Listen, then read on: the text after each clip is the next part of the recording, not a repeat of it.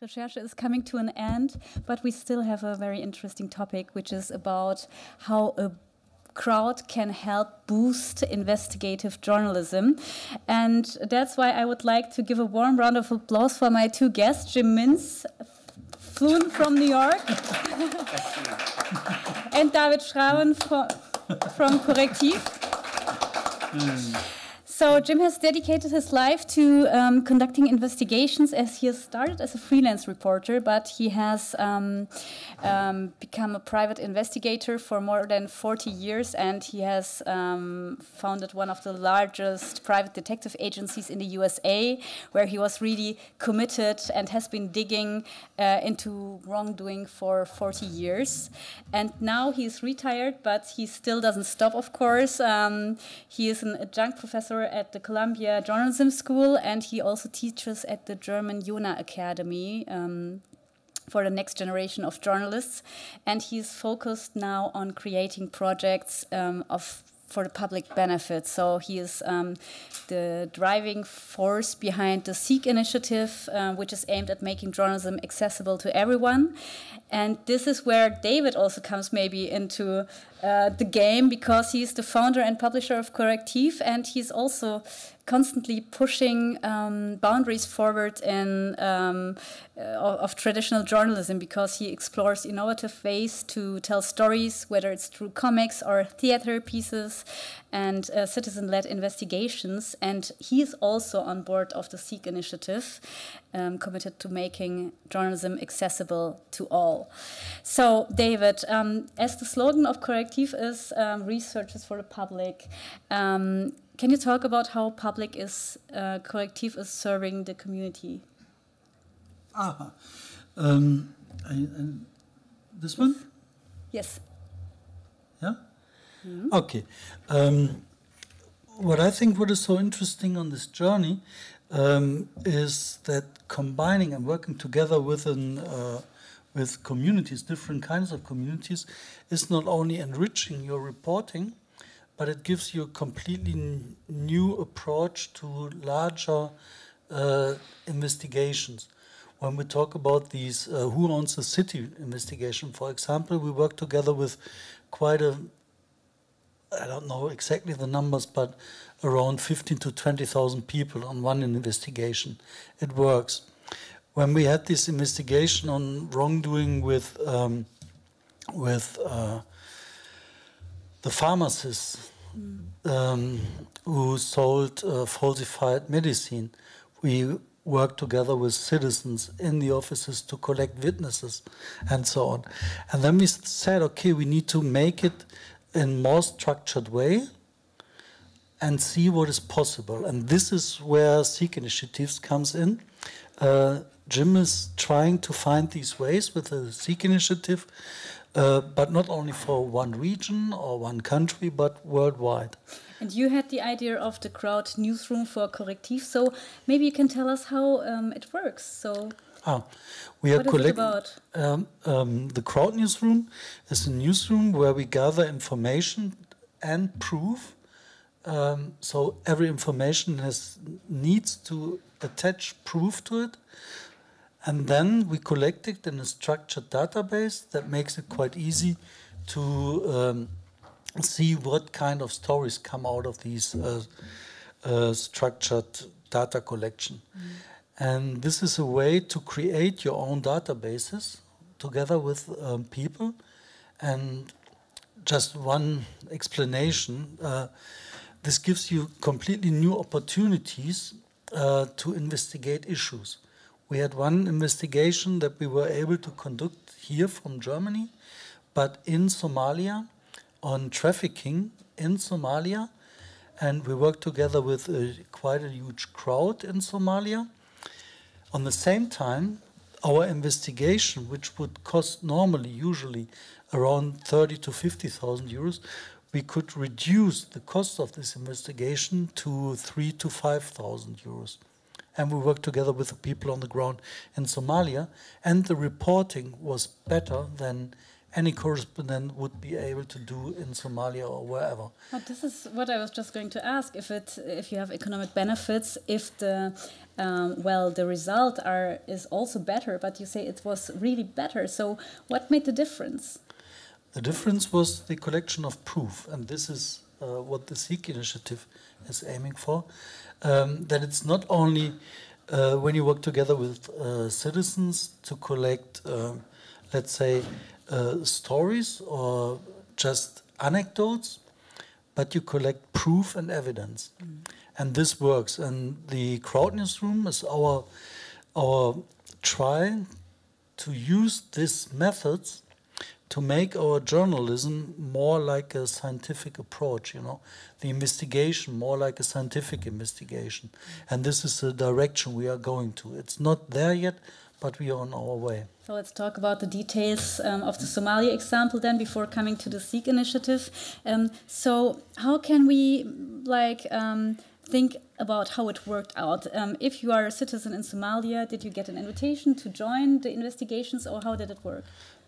We had a couple of people in Somalia, people from Somalia who worked there, but the environment was quite difficult. It's a region which is controlled by militias, so people couldn't work there with open press passes. It was more like undercover work.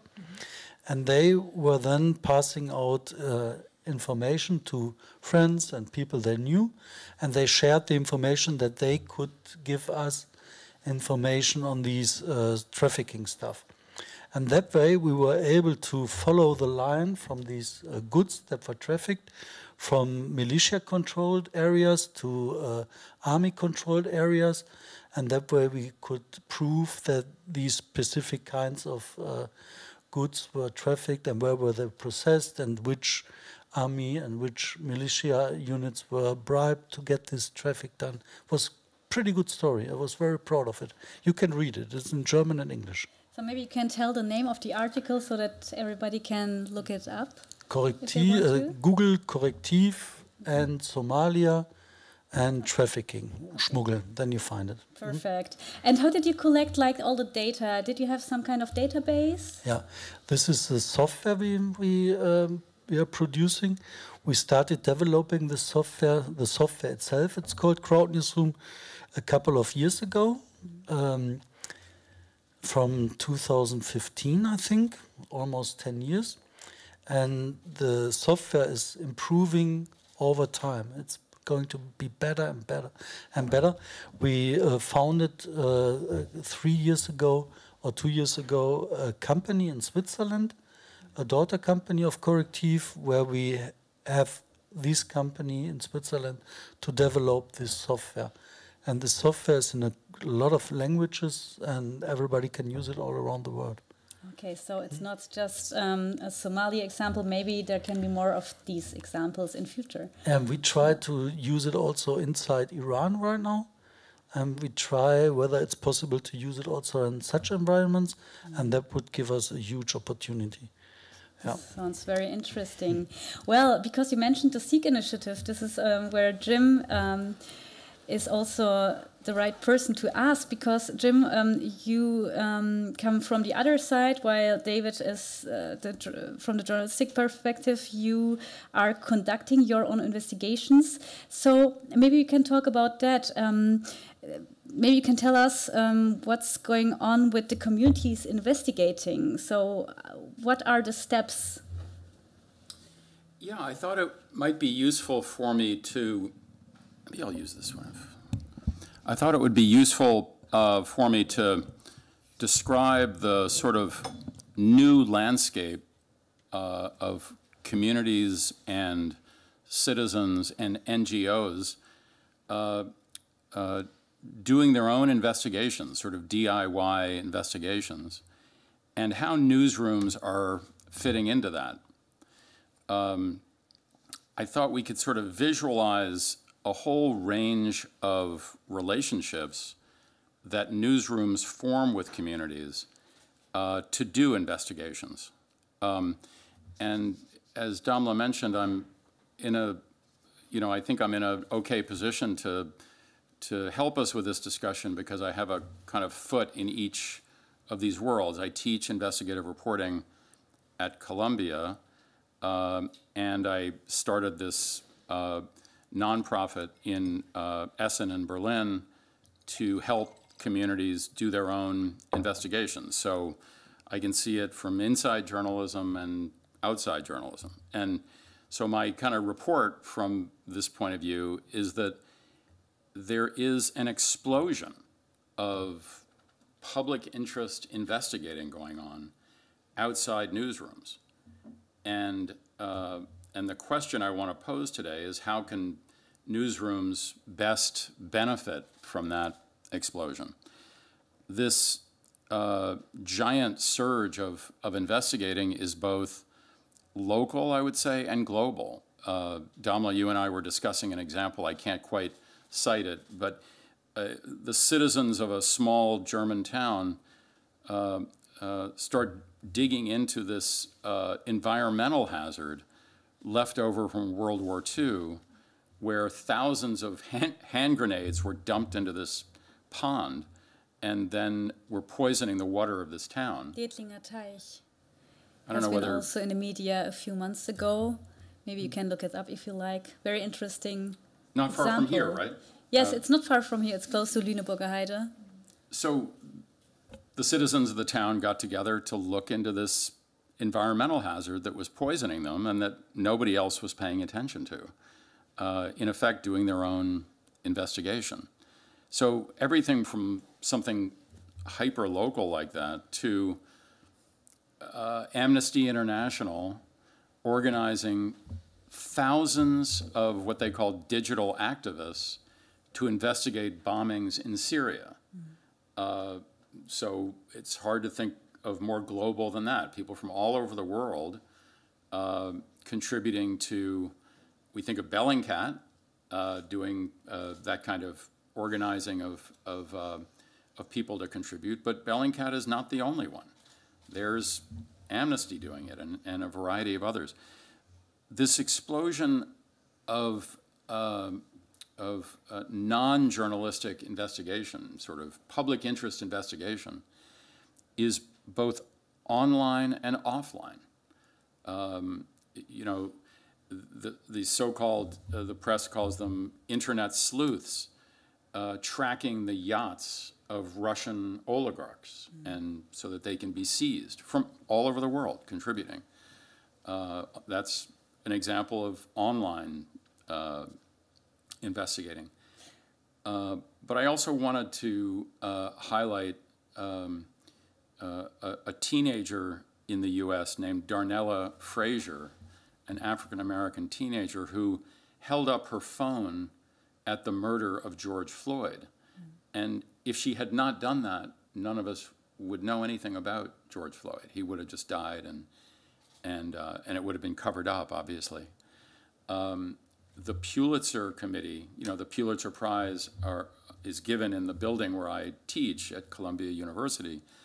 The Pulitzer Committee gave Darnella Frazier a special award and said that the award was, quote, highlighting the crucial role of citizens in journalists' quest for truth and justice.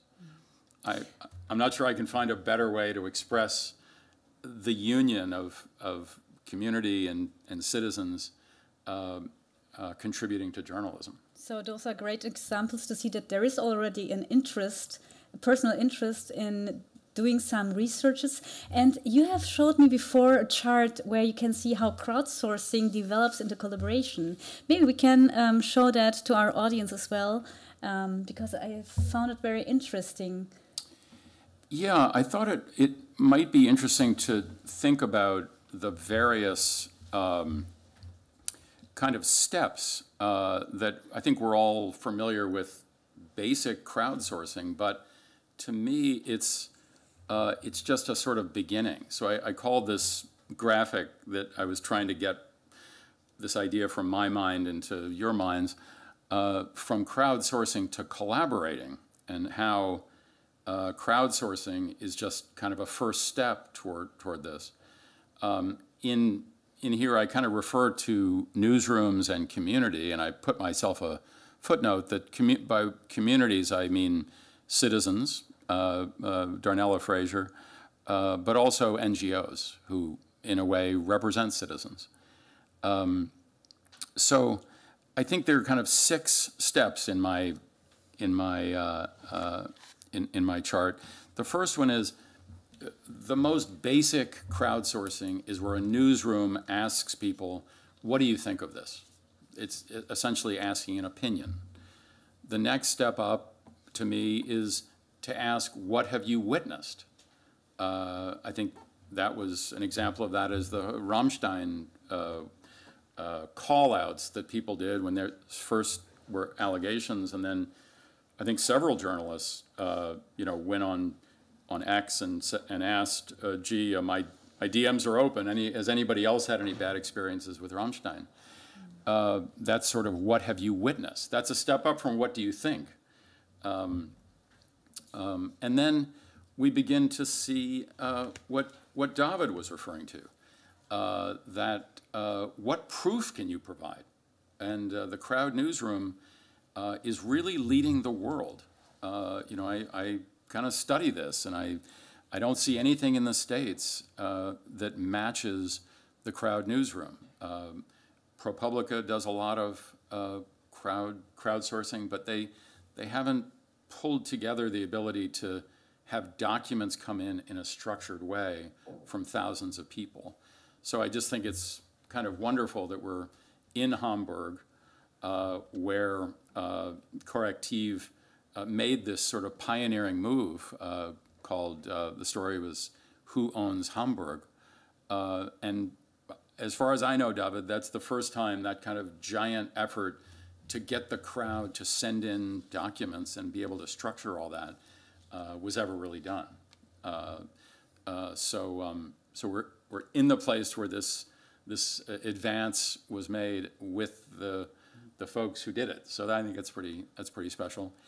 And then continuing, now those first 3 were mostly where the newsroom is asking the community something.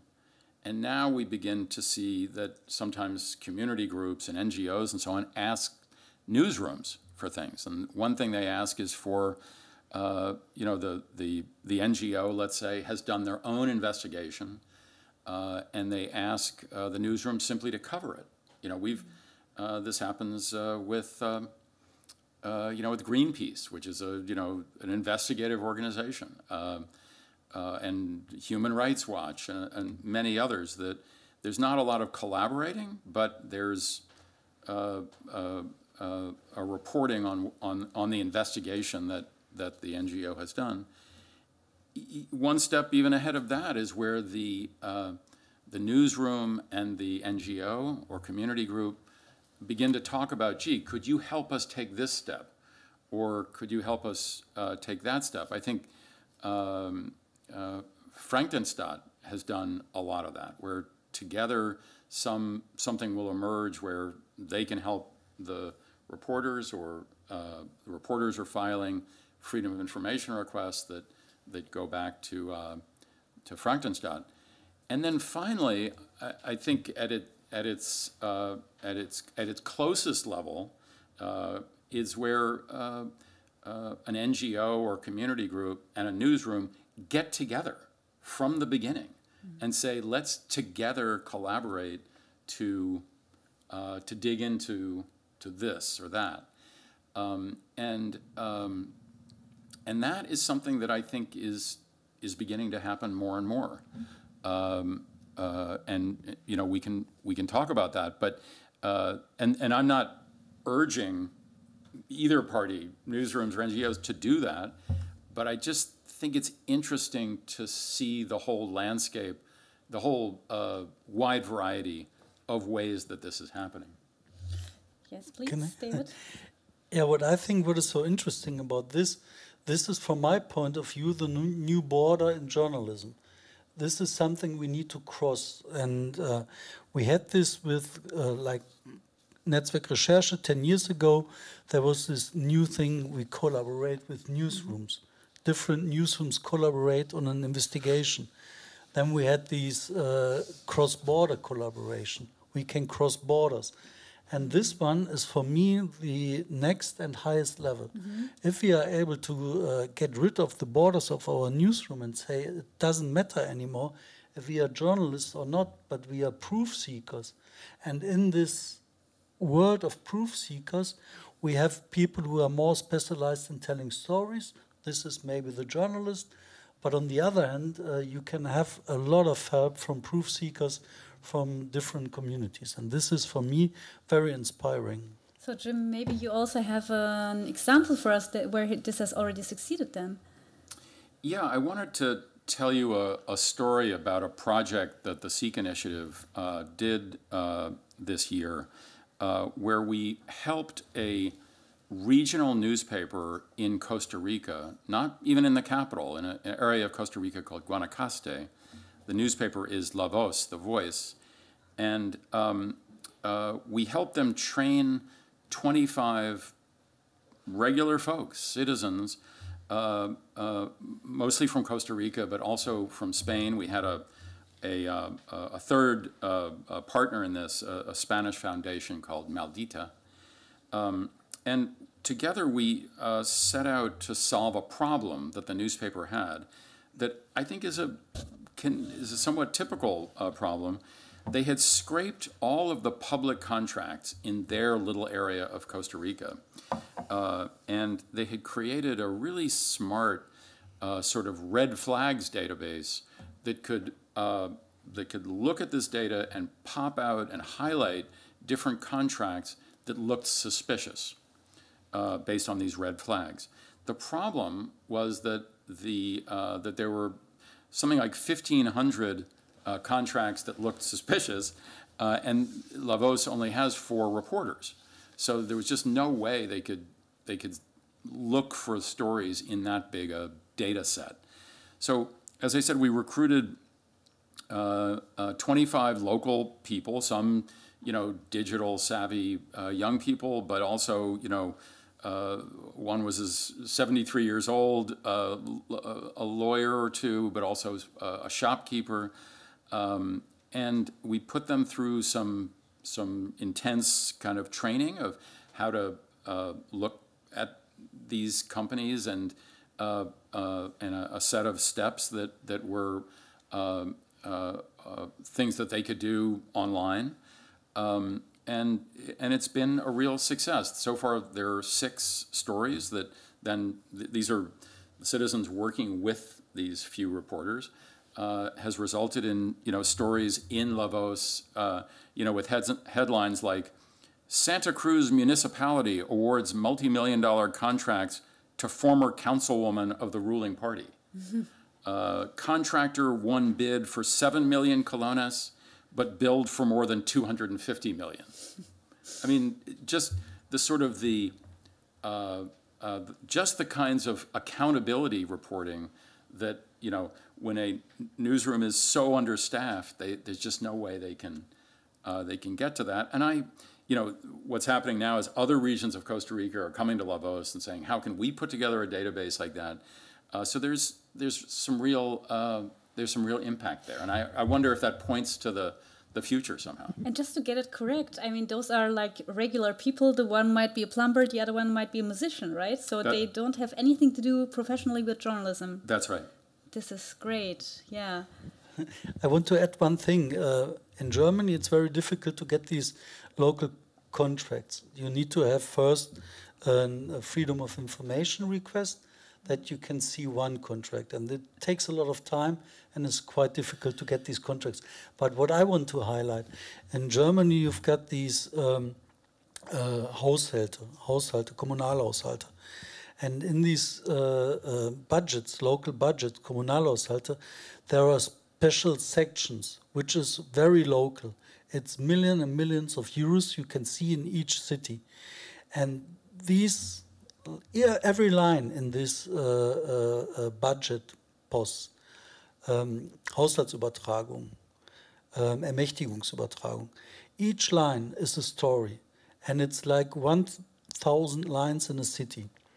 And you can work through these lines with the help of citizens in every city in Germany, and it's possible. And you will have scandals you can't imagine. Millions of euros that are squandered and nobody knows about it.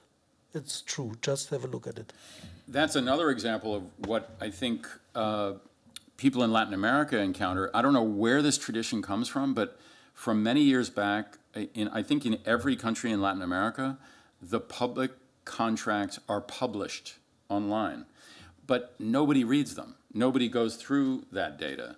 And in case after case, as the Seek initiative makes its way around the world and tries to help people with their own investigations, this is a real theme, that data is being turned into databases, but nobody reads it. And it's what I call dusty databases. The databases are gathering dust, but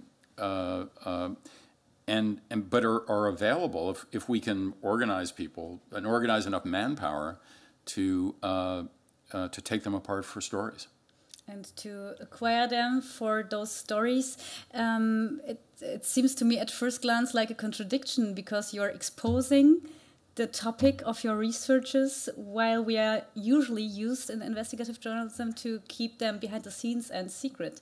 So what's the benefit of that, of exposing something which is usually behind the scenes? Go ahead, Dave. Yeah. I think we don't need it. we need to get rid of these exclusivity. We need to get rid of these, we need to be the first ones to publish stuff. It doesn't matter. Which is the case in Germany. What is usually the right? case in Germany, but the case is not that important. Especially when it comes to local stories, from my point of view, it's more important to get more people involved and have a deeper reporting. So the reporting is more reliable and, yeah, in this sense, also more interesting. And this is because what I think these last step, this collaboration with citizens, is such a new territory for us. It's demolishing our self-esteem as something separate from citizens. It's like we are the same, absolutely the same. We have the same sources, we have the same everything. What distinguishes us from ordinary citizens is a little bit of experience. We did it before, and we know better about methods. Yes. And the methods is what we will share, and experience is coming over time. I think one way to demonstrate the importance of just going at this without worrying about secrecy is Bellingcat. Bellingcat, to me, is the sort of the first member of this movement of citizen investigation. As you know, they've organized thousands and thousands of people all over the world to contribute little bits of research, of investigative work, that add up to tremendous stories. We were talking before about what motivates a citizen to contribute to such a thing, and I thought, if you want, I'll tell a story about Bellingcat that I think gets to that. When I hear about a Bellingcat story, I always look for who were the people behind it, because as you know, Bellingcat has a very small staff with thousands of people, citizens, investigators contributing from the outside. And I found one I thought was really interesting. I won't say his whole name because I'm just taking this from the press, but a young guy named Thomas, who's a graduate student in the state of Georgia in the United States, so not New York, not LA, just a regular old person with some 3D modeling skills. He's an architecture student. And during the pandemic, he joined a Discord forum that was moderated by Bellingcat. And then earlier this year, he saw a post on the forum showing a satellite image of a boat, an unidentified boat that had been abandoned and was leaking oil near the Caribbean island of Tobago. And he said in this, that I read, that he just had an immediate reaction to it, like, who on earth owns this boat? What is going on here? And he worked with other volunteers and a Bellingcat researcher, and they established the vessel's history, how it came to be capsized there, who might be responsible. And they published some stories in a local Tobago newspaper. And when the official international body, I didn't know this, that when there's an oil spill, there's an international oil spill body that awards damages to the local area. And in awarding damages to Tobago over this oil spill, the official report said, I'll quote it, "The majority of information in this document, in our report, was obtained from an independent agency comprising researchers, investigators, and citizen journalists utilizing open source information." So an important piece of work. Thomas is not a journalist. These other volunteers are not journalists. He's an architecture student. And, you know, I don't know Thomas, but I think we can begin to imagine his, you know, what sent him in this direction. Maybe he was bored during the pandemic to join the Discord. He was intrigued when he saw this satellite image, and then maybe proud that he could contribute to a public good here. I mean, sort of sounds like a young journalist, but he's not. But if we think more about what could be the reason, what motivates those people, would you say it's personal fulfillment, or is it the sense for justice? What could it be? For one thing, there is this giant engine behind all this, which is how much time people are spending online, and how good they're getting at looking into things online, the sense I get from, you know, Amnesty International bringing thousands of people to look at satellite images and figure out 10,000 bombings in Raqqa, Syria, or Bellingcat, again, thousands, or, you know, these other, Who Owns Hamburg, people, you know, hundreds and thousands of people contributing their documents, you know, is that people are savvy about the skills of doing things online, but they have nowhere to contribute to.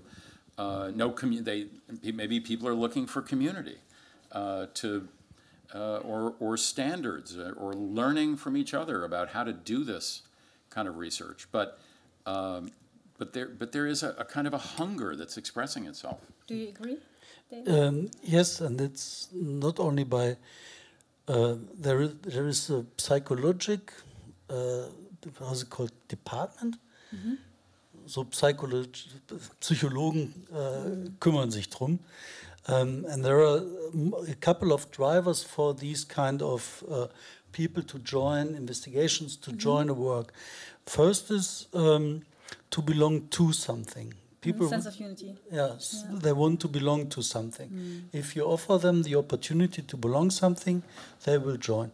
Then you've got something like the people want, when they start something, they want to become masters in their profession. The thrive for mastership is very important. So when you give people tasks, make the task more difficult. And people will say, okay, this is something I want to master. And then they go further and they want to learn. And this is also a driver for investigations like that.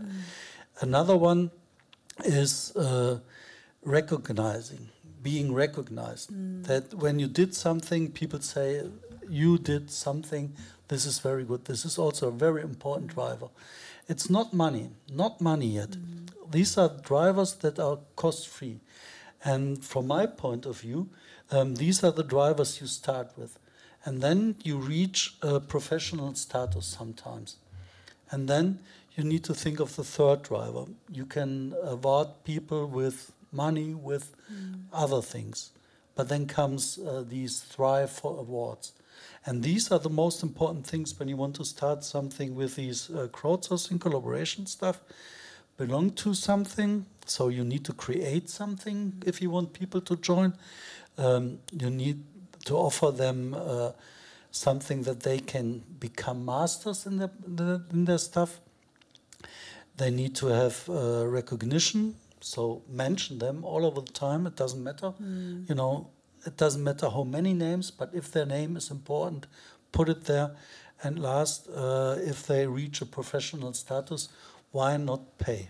Why don't give them some kind of awards? Yeah, but in the beginning they are not professionals, and you first said that you ask for proof. So how do you ensure that the information you get from them and the documents are accurate and no fakes? Yeah, I mean, I'll try an answer. I think there's this natural sort of handoff point between an NGO or a citizens group or a citizen and a journalist, and that handoff can either go well or go badly. And it seems to me that we need a standard, and my SEEK initiative is trying to articulate this standard. That as David says, that what comes from the non-journalist needs to be proof, needs to be transparently sourced, like we say in sixth grade math class in the U.S. You have to show your work, and I borrow this standard from Bellingcat in a way. Bellingcat, you know, doesn't just put out an article saying that the Russians shot down this airplane. They say, here's every step we took to come to this conclusion. We're showing you where we got each of these photographs or social media posts or whatever.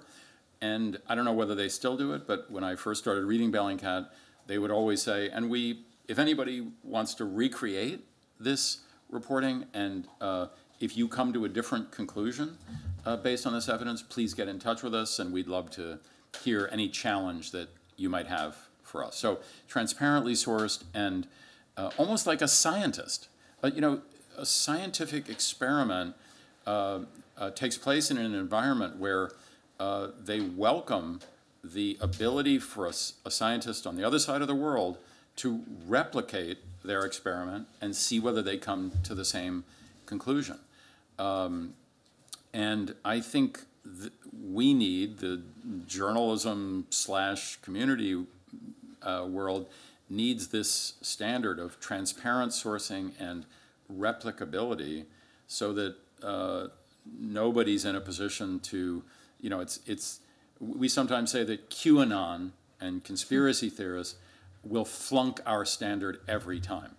So the whole idea that, you know, Angela Merkel is in the basement with a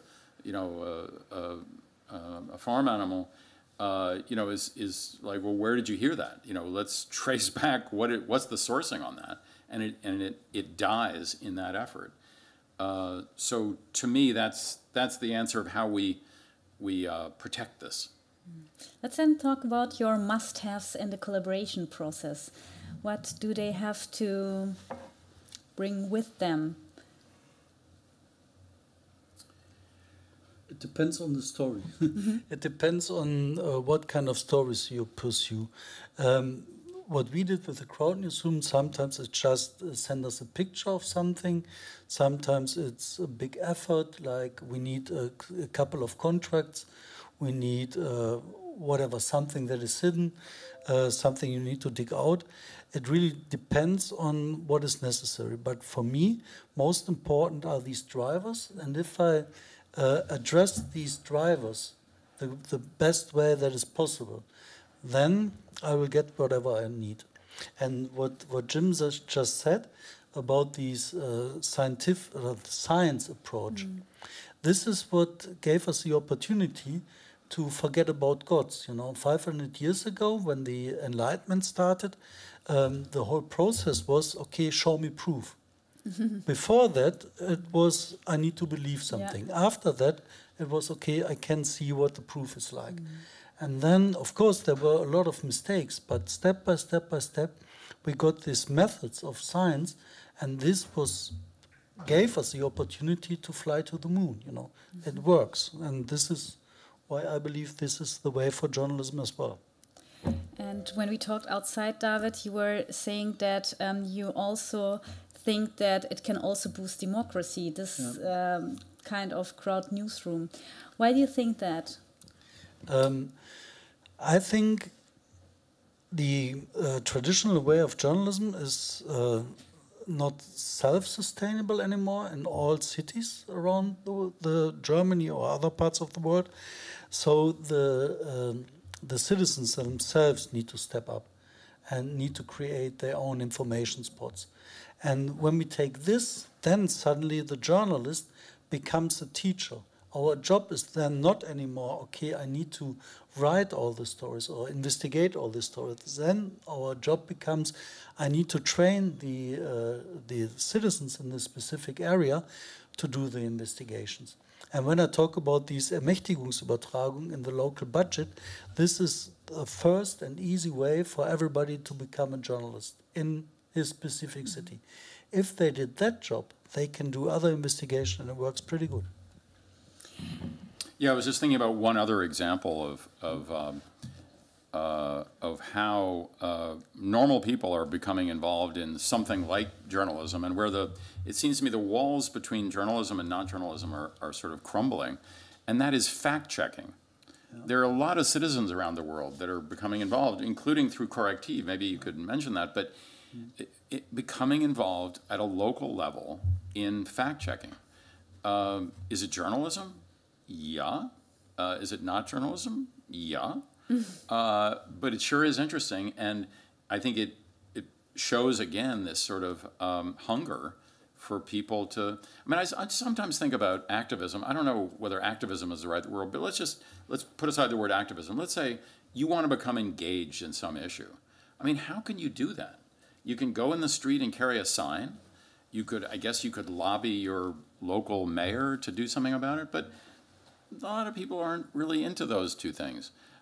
This is it's almost like another form of another form of engaging with an issue is coming up, and that is research, basically.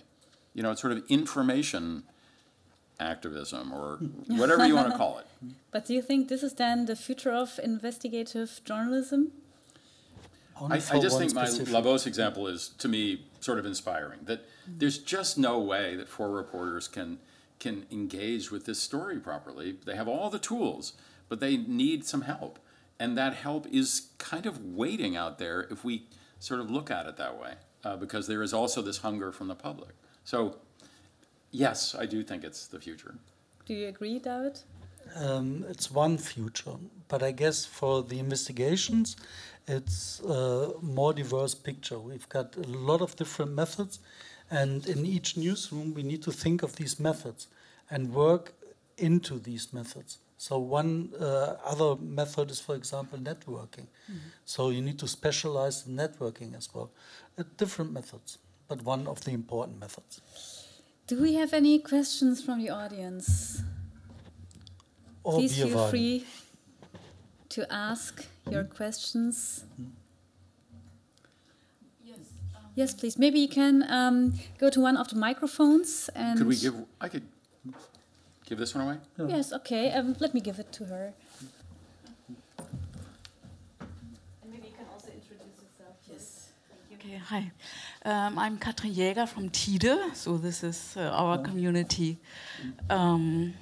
broadcast company here in Hamburg, and this is exactly what we try to do. Like, we have a hyper local area, and we try to recruit citizens to not only to tell us their stories, but also to produce their own product, like journalistic product. And we have an academy, we say, okay, and we have meetings.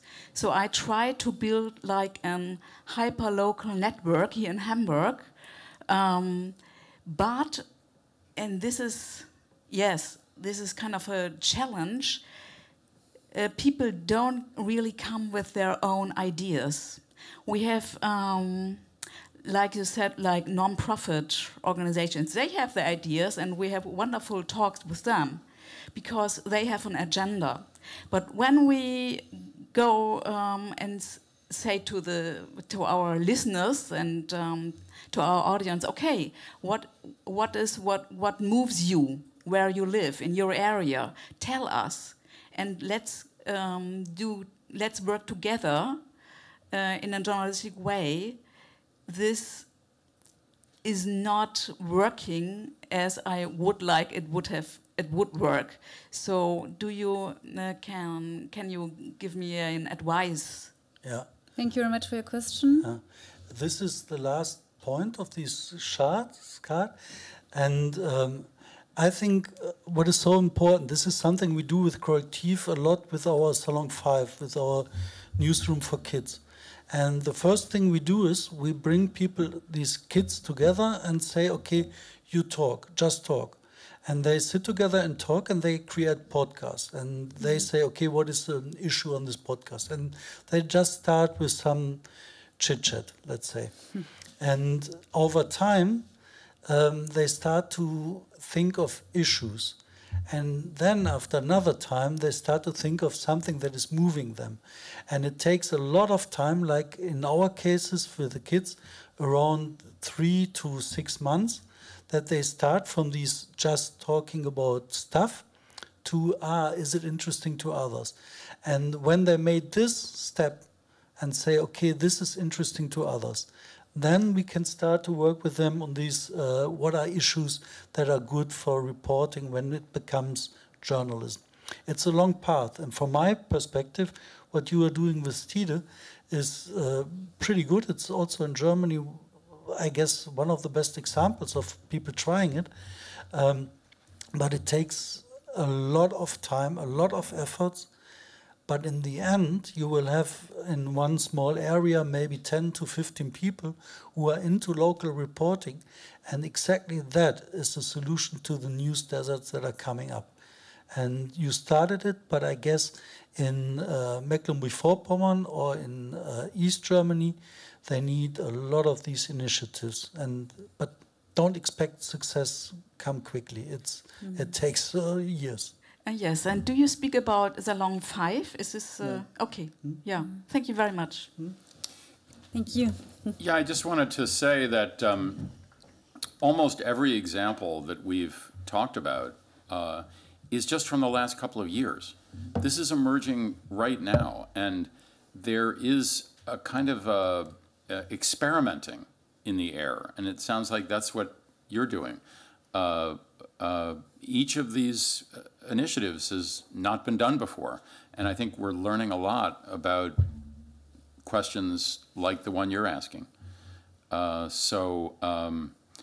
You know, a year or two from now, I think there may be real models that come up of how do you solicit from a community what the key issues are that they might want to work on, et cetera, et cetera. But hats off to you for the experimenting. Sorry, I've got one thing that comes to my mind when you talk about this. As I said, it's like the new border.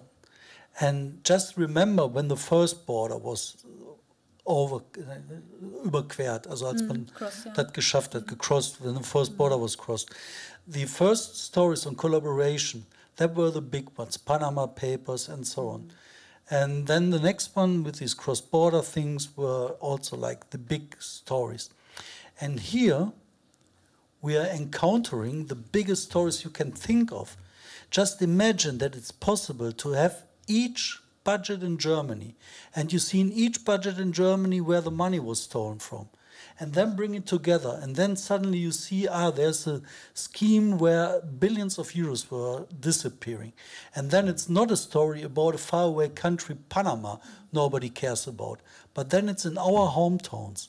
And this is, when you ask me what are the big stories in the next 5 years, this one.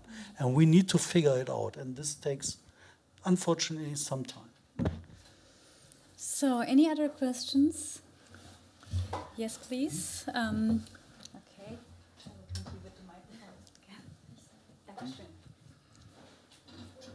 Yeah, thank you first of all for the input. I think it's very different from the way I experience journalism, which is more often characterized by gatekeeping.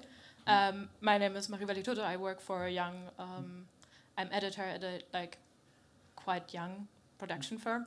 And I was wondering what you are telling or speaking about almost sounds like utopian to me sometimes. what would be your advice for like a young but passionate group of journalists who want to start and like digging deeper and getting people engaged with it, because that's something like we're very interested in? Thank you very much for your question as well. Who would like to answer that? I thought your question was going to go in a different direction, and it got my mind on a different point that might be helpful as well. That the story of when citizens get together on some local issue and start to dig into it and start to investigate it, the story of how they do that is sometimes a fantastic story. Even above and beyond the wrongdoing that might be exposed or the impact that might have, the story of how normal people rise up and you know, it's, you know, and so I, as a journalist or a filmmaker, I would not just keep an eye out for that, I might even devote myself to looking for these stories, like this small town in Germany with the pond with 30,000 hand grenades in it. Because, you know, the local powers don't want people to rise up and do that. So there's, you know, resistance. And at the Seek Initiative, we give a lot of thought to the safety of people and, you know, what's appropriate in different environments. But they can lead to great stories for journalists, just writing about how people are starting to do this. So what you're saying is like, start small, but think big. Yes, he does. Yeah, that's a great way to say it. What I encounter is when you start somewhere, you find something. For example, when I started in my hometown in Bottrop on the Market Square, I started with a coffee, I sold coffee. And people approached me, and then suddenly somebody came and told me something about a scandal in our major's house. And I started to work on that. And then I started to work together with them. And from this story alone, in my home city, it's the Pabst scandal, where the cover-up was done by the Pope for sexual abuse. It started in next to our coffee shop, like 20 meters away. The story on the pharmacy, it's another 20 meters in the other direction. And it's all on the Market Square. And I guess Bottrop, my city, is not different to any other city. Just go to the Market Square, go in the city center, start talking to people, and you will have enough of these stories. I'm sure. But just a question to that, because I heard that from colleagues, they were telling me your story. So did you start selling coffee for the sake of selling coffee, or for to get information from people? No, I used to play soccer on Saturdays, but my knees are broken. Okay. So I need to do something else on Saturday mornings. And I thought... Then it comes to mind, right? what do I want to do? It's talk to people and then go to the city center. And coffee is good. Coffee is for everybody.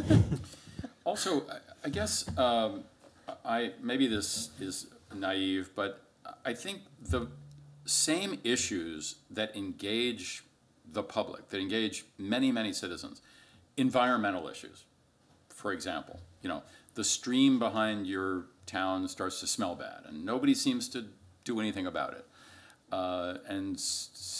You know, those are the same issues that I think make great journalism, issues that affect a lot of people. They're not some obscure accounting business. They're this idea that impact can come from people and be achieved by people. Eine Sache muss ich auf Deutsch machen, weil die kriege ich jetzt auf Englisch nicht hin, dafür ist das zu spät, sorry. Okay. Aber wenn du für die nach den langweiligen Sachen gehst, da kannst du sicher sein, dass da nie einer war. Wenn wir in den Haushaltsermächtigungsübertragungen, wovon ich gerade gesprochen habe, wenn du da reinguckst, da hast du Linien drin, da steht halt Ermächtigungsübertragung für Schulbauten. Ich schwöre dir, das steht da drin. In deiner Stadt, in jeder Stadt. Und da steht dann drin, dass mehrere 100.000 oder Millionen Euro, die für den Umbau von Schulen vorgesehen waren, übertragen werden auf das nächste Jahr. Und da ist die Frage, wie kann das sein, dass ein Klo einer Schule kaputt ist, wenn die das nicht schaffen, das Geld auszugeben, was da ist?